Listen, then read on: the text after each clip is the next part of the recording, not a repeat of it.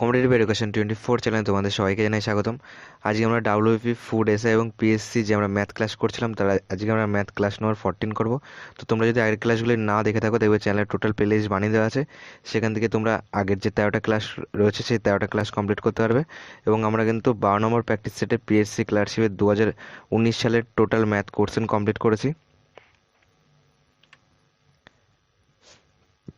দেখো আজকের প্রথম প্রশ্ন বলেছে কি যে 12টি ছেলের গড় বয়স দেওয়া রয়েছে 20 বছর, এখানে আরেকটি ছেলে যোগদান করলে বয়সের গড় কি হয়, 1 কমে যায়। তাহলে নতুন ছেলেটির বয়স কত?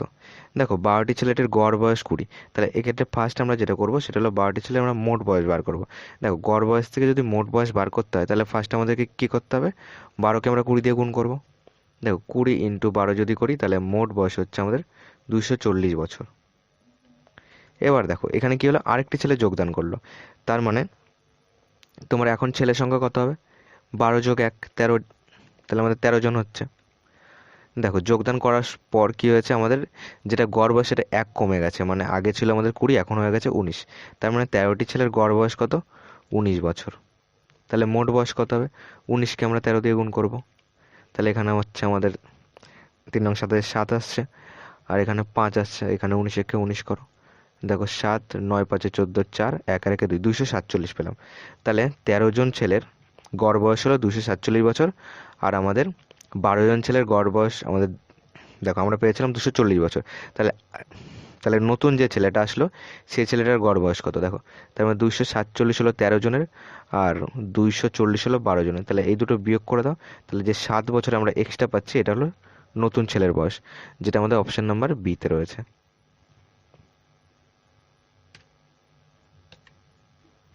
দেখো 2 নম্বর কি বলেছে, যে রবি 60টি দ্রব্য কিনলো, প্রতিটি 35 টাকা করে।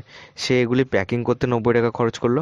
প্রতিটি দ্রব্যের বিক্রয় মূল্য কত হলে সে 20% লাভ করতে পারবে?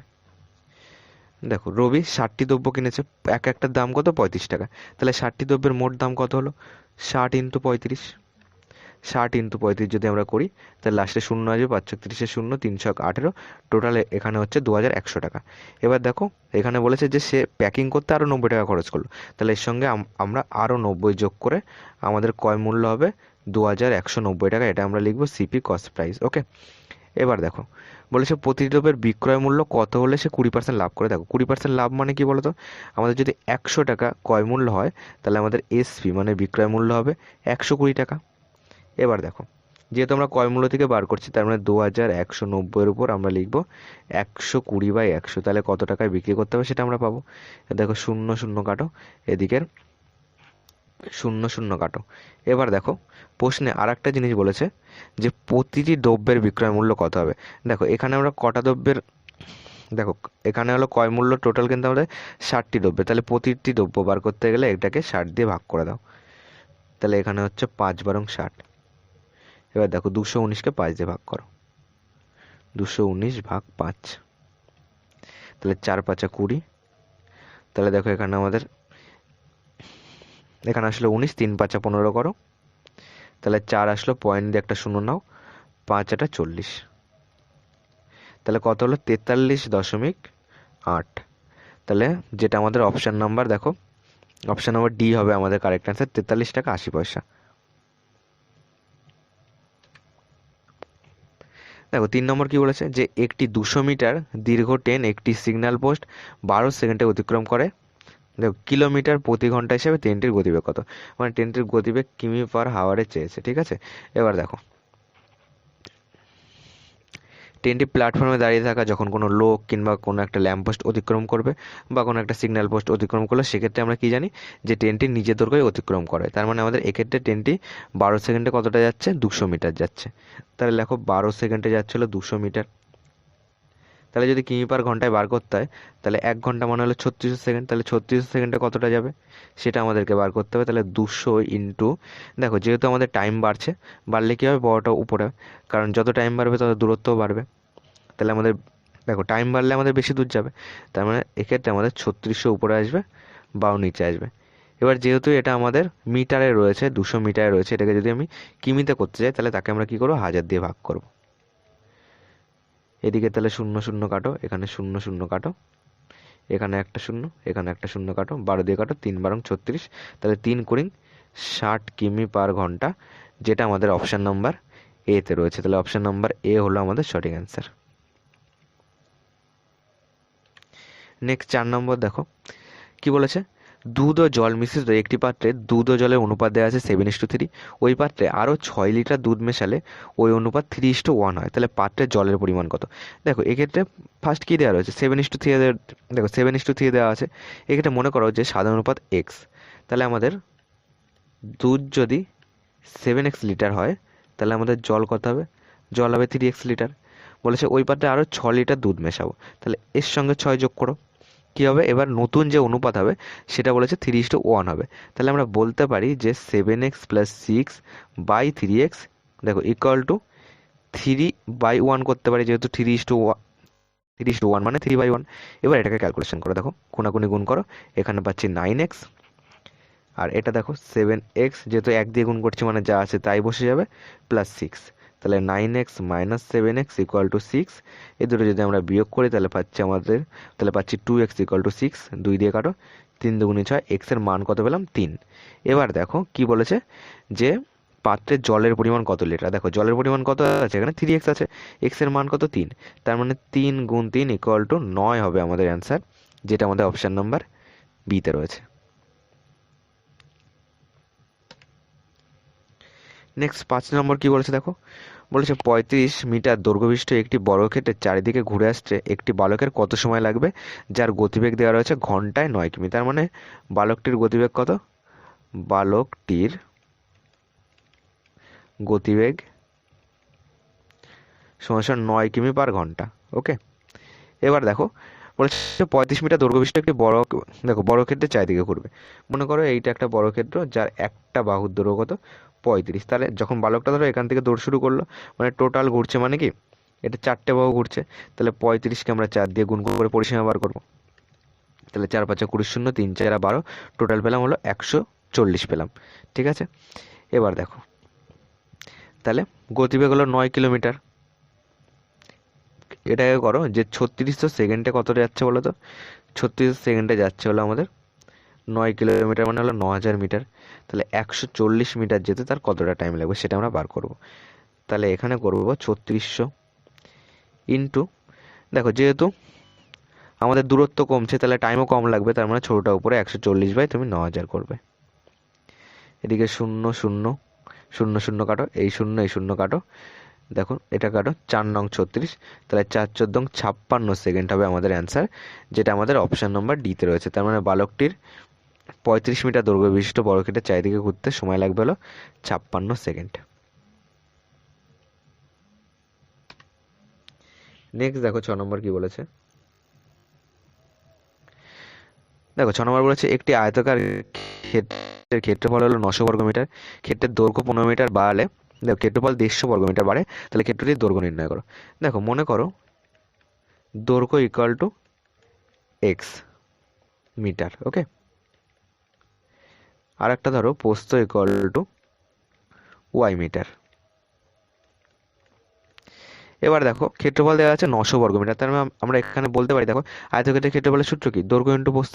তাহলে আমরা এখানে বলতে পারি এক্স ওয়াই এর মান হলো 900, যেহেতু দৈর্ঘ্য ইন্টু প্রস্থ সমান ক্ষেত্রফল। এবার বলেছে যে ক্ষেত্রের দৈর্ঘ্য 15 মিটার বাড়ালে, তার মানে তুমি এক্সকে 15 মিটার বাড়িয়ে দাও, তাহলে এক্স যোগ 15 করে দেবো। এবার ক্ষেত্রফল কত হচ্ছে বলো তো?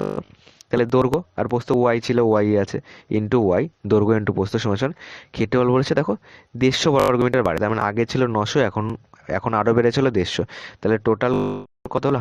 1050। তাহলে এইটার মান আমরা বলতে পারি যে 1050। এবার ক্যালকুলেশন করো, দেখো ওয়াই দিয়ে গুণ করো,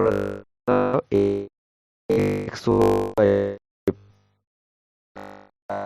প্লাস 15y সমান 1050। এখানে আমরা পেয়েছি কত? 900। তাহলে এখানে বসাও 900, 900 + 15y = 1050। তাহলে 15y = 1050 মাইনাস, যেহেতু 900 এই পাশে কি রয়েছে প্লাস, ও পাশে গেলে মাইনাস হয়ে যাবে, -900 করো। তাহলে 15y = এই দুটো বিয়োগ করে দেখো 150 আসবে। এবার কাটো, 15 দিয়ে কাটো, এখানে কত আসছে? 10 আসছে। তাহলে y এর মান কত? 10। কি চেয়েছে? ক্ষেত্রটির দৈর্ঘ্য নির্ণয় করতে বলেছে।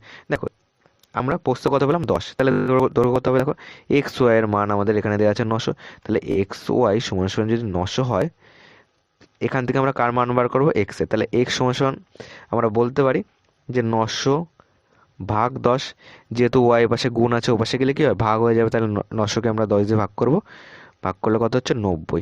তাহলে এক্স এর মান হলো 90 মিটার, যেটা আমাদের অপশন নাম্বার ডিতে রয়েছে। তাহলে অপশন নাম্বার ডি হলো আমাদের কারেক্ট অ্যান্সার। দেখো 7 নম্বর কি বলেছে, যে একটি বাক্সের টাকা, আধুলি ও সিকির অনুপাত দেওয়া আছে 1:2:4। তাহলে বাক্সে মোট 393 টাকা থাকলে মুদ্রা আছে কতগুলি। দেখো কি কি আছে, টাকা রয়েছে, টাকা মানে কি জানি আমরা 100 পয়সা। দেখো আধুলি মানে হলো আমাদের 50 পয়সা, আর সিকি মানে হলো 25 পয়সা। ওকে, এবার দেখো টোটালটাকে আমরা টাকায় কনভার্ট করে করব, কিংবা তোমরা যদি পয়সায় করতে চাও পয়সাতেও করতে পারবে। দেখো আমরা আমরা এটাই কি করব, সব কটাকে আমরা টাকায় নিয়ে আসবো। দেখো কি কি আছে অনুপাত, অনুপাত আছে 1:2:4। এগুলিকে তুমি সাধারণ অনুপাত এক্স ধরে করতে পারো। দেখো যদি সাধারণ অনুপাত এক্স ধরি, তাহলে আমাদের 1 টাকার যেটা সংখ্যা রয়েছে সেটা হলো আমাদের এক্সটি, যেহেতু এখানে 1 রয়েছে। তারপরে যেটা আদুলি রয়েছে সেটা হলো আমাদের 2x, তারপরে সিকি রয়েছে আমাদের 4x। ওকে, এবার দেখো যেহেতু 100 পয়সা মানে আমাদের 1 টাকা, তার মানে এখানে যেহেতু আমাদের 1 কি রয়েছে, তার মানে এখানে আমাদের কি আসবে, দেখো এখানে রয়েছে শুধু এক্স, তার মানে এখানে আমরা কি লিখবো, এক্স লিখবো। যোগ দেখো 2x, এটা আমাদের আদুলি হলো 50 পয়সা করে, তার মানে দুটো যদি আমরা দেখো এখানে আমাদের কত রয়েছে, 2 রয়েছে, দুটো 50 পয়সা মিলে আমাদের কত হবে, 1 টাকা হবে। তার মানে এখানে আমরা দেখো এটাকে 1 লেখো, তুমি এটাকে 1 লেখো, তাহলে 1 টাকা 1 টাকা হলো। এবার দেখো তোমার এখানে সিকি যেটা রয়েছে মানে 25 পয়সা রয়েছে 4টি, তার মানে এক্ষেত্রে আমরা কত টাকা পাবো, দেখো এক্ষেত্রেও কিন্তু আমরা 1 টাকা পাবো। তাহলে টোটাল কত টাকা হলো, এই টোটাল মোট টাকা বলে দিয়েছে দেখো 393 টাকা। তার মানে আমরা বলতে পারি যে এই টোটাল যদি আমরা এক্স ধরি, তার মানে 3x এর মান আসবে আমাদের হলো 393। 3 দিয়ে কাটো, দেখো 131 আসছে। তাহলে এক্স এর মান কত, 131। এবার বলেছে যে তাহলে মুদ্রা কতগুলি আছে সেটা চেয়েছে। মুদ্রা তুমি যোগ করো, 4 2 6 1 7। তাহলে এক্স এর মান যদি 131 হয়, তাহলে 7x এর মান কত হবে, 131 ইন্টু 7। এটাকে কাটো, দেখো এটাকে গুণ করো, 7 1 7, আর এখানে হচ্ছে 7 91, যেটা আমাদের অপশন নাম্বার সিতে রয়েছে 917। তাহলে অপশন নাম্বার সি হলো আমাদের কারেক্ট অ্যান্সার। দেখো 8 নম্বর কি বলেছে, 8 নম্বর বলেছে যে পিতা ও পুত্রের বয়সের সমষ্টি দেওয়া আছে 86 বছর। 10 বছর আগে পিতার বয়স পুত্রের বয়সের দ্বিগুণ ছিল, বর্তমানে পিতার বয়স কত।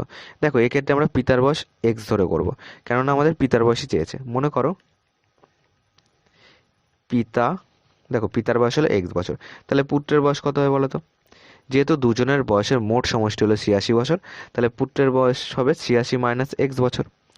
এবার দেখো বলেছে 10 বছর আগে, তাহলে 10 বছর আগে চলো, তার মানে কি করবো আমরা 10 বিয়োগ করে দেবো। এখন যেটা বর্তমান বয়স তার থেকে যদি আমরা 10 বিয়োগ করি, তাহলে আমরা 10 বছর আগের বয়স পাবো। পুত্রের থেকেও 10 বিয়োগ করো। কি বলেছে, 10 বছর আগে পিতার বয়স পুত্রের বয়সের দ্বিগুণ ছিল, তাহলে পুত্রের 10 বছর আগে যে বয়সটা সেটাকে যদি আমরা 2 দিয়ে গুণ করি, তাহলে আমরা পিতার 10 বছর আগে, দেখো তাহলে আমরা পিতার 10 বছর আগের বয়সটা পাবো।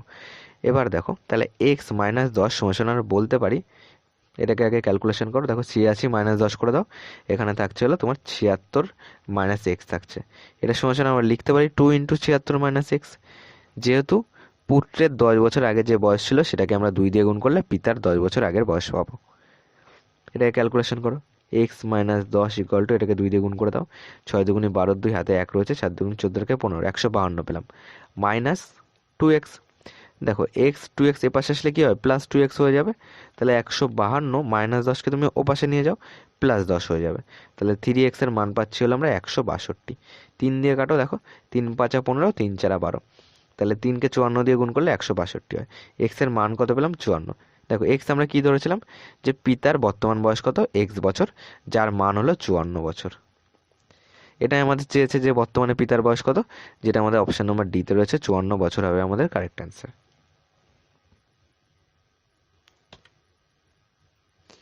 দেখো 9 নম্বর কি বলেছে, যে এক ব্যক্তি 7 দিনে গড়ে তোমার 1500টি জিনিস বিক্রি করে, সে 6 দিনে গড়ে তোমার দেখো 1506টি জিনিস বিক্রি করে। তাহলে প্রথম দিন কত জিনিস বিক্রি করেছে। দেখো 7 দিনের টোটাল কতগুলি, দেখো 7 দিনে বলেছে গড়ে তোমার 1500টি বিক্রি করেছে, তাহলে মোট কত হবে বলো তো। গড় থেকে মোট বার করতে গেলে আমরা কি জানি, গুণ করতে হয়। তাহলে 1500 গুণ 7 করে দাও, 7 15 হয় আমাদের 105, আর লাস্টে দুটো শূন্য আসবে। আর লাস্টের 6 দিন কতগুলি করেছে দেখো, 1 5 0 6 ইন্টু 6 করো, কারণ গড় দেওয়া রয়েছে, গড় থেকে আমরা আমরা কি বার করছি, মোট বার করছি, তাহলে গুণ করতে হয়।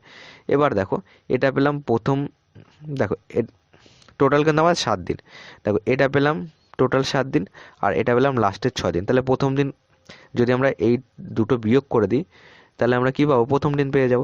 তাহলে এই দুটোর মোট বার করে আমরা বিয়োগ করে দিলে যেটা পাবো সেটাই আমাদের অ্যান্সার। এবার ক্যালকুলেশন করো, দেখো 6 6 36, 6 হাতে 3 রয়েছে, 6 0 0 3 বসে গেল, 6 15 এখানে হবে 90। এবার বিয়োগ করো, দেখো 6 কত হলে 10, 4 হলে 3, আর এখানে 4 করো, 4 কত হলে আমাদের 10 হয়েছে, 6 হলে। তাহলে এখানে যদি তুমি 1 বসো, বিয়োগ করলে এখানে আসবে 4, এখানে আসবে 1। তাহলে 1464 হবে আমাদের অ্যান্সার, যেটা হলো প্রথম দিনে জিনিস বিক্রি করা হয়েছিল। তাহলে অপশন নাম্বার এ হলো আমাদের কারেক্ট অ্যান্সার। ওকে, নেক্সট আজকের লাস্ট কোশ্চেন 10 নম্বর কি বলেছে দেখো, বলেছে একটি কাচের দণ্ড পড়ে 2:3 অনুপাতে বিভক্ত হয়েছে। দেখো পরে পুনরায় ছোট দণ্ডটি 4:5 অনুপাতে ভাগ হয়ে 3টি খণ্ডে, দেখো 3টি খণ্ডে অনুপাত চেয়েছে।